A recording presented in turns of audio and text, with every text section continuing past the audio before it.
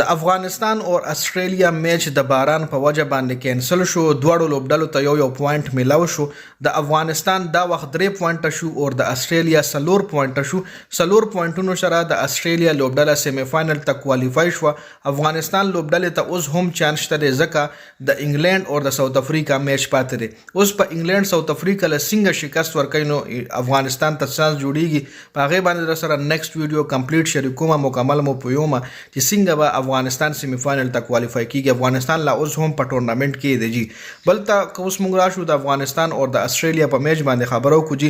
نو استرالیا رومنه بالینګ او د افغانستان رومنه بیټینګ چې افغانستان په 500 اورونو کې 203 او یا رنزونه جوړ کړي او ټول کلاډیان اوټ جی. د افغانستان په لاست بال باندې هم اخرنۍ وکټ پرې وته او استرالیا ورپسې د سکور ډیر تیز روان کړو. په 12.50 اورونو کې استرالیا یو سل 9 رنزونه جوړ کړي او صرف یو وکټ پرې وته و.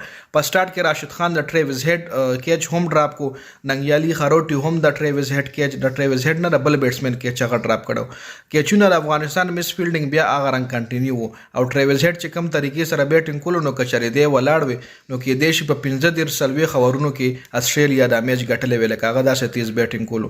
خیر میچ نو ریزلټ شو. د باران په وجه باندې دواړو لوبډلو ته یو پوینټ ملاو شو.